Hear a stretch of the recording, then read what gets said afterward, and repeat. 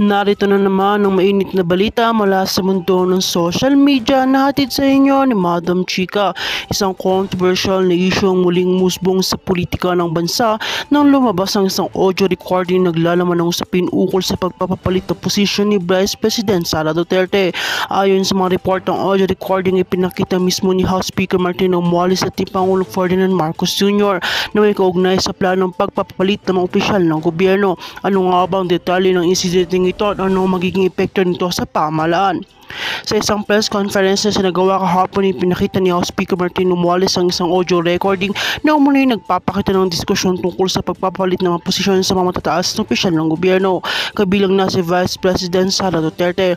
Sa nasabing audio recording, maririnig ang mga pag-uusap na nagpapakita ng plano para sa papatigil ng kasalukuyang posisyon ni VP Sara at palitan ito ng iba. Ang isyong ito ay mabilis na kumala sa social media at naging sentro ng mga controversial. Ayon sa ilang political analyst, may mga na hakbang na ito ay isang bahagi ng mas malaking plano na makiugnay sa 2028 presidential election. Hindi po natitiyak kung ito ay isang hakbang na sinasagawa para sa pansariling interes ng ilang opisyal ng gobyerno o isang mas malalim na dahilan na nag-uugnay sa posibleng pagbabago ng mga liderato sa darating na mga taon. Ngunit marami sa mga tagamasid ng politika nag-aalala na ang hakbang na ito ay maaaring magdulot ng pagkawatak-patak sa administrasyon. Samantala, si Pangulong Marcos Jr. ay tumanggi muna magbigay ng pahayag hinggil sa issue. Ngunit nagbigay siya ng pahiwatig na may mga plano raw na maaaring mangyari sa mga susunod na buwan. Sa kabilang banda, ang kampo ni VP Sara ay naglabas ng pahayag niya nagsabing wala silang kaalaman hinggil sa nasabing audio recording at hindi nila kinikilala bilang isang lehitimong plano. Pinapahayag nila ng Vice President ay patuloy na tututok sa kanyang mga tungkulin bilang pangalawang pangulo at hindi magpapadala sa mga maling impormasyon. Hindi lang na naman sa isang issue to si Romualdez na isang malapit na aliado ng pangulo at ng mga Duterte.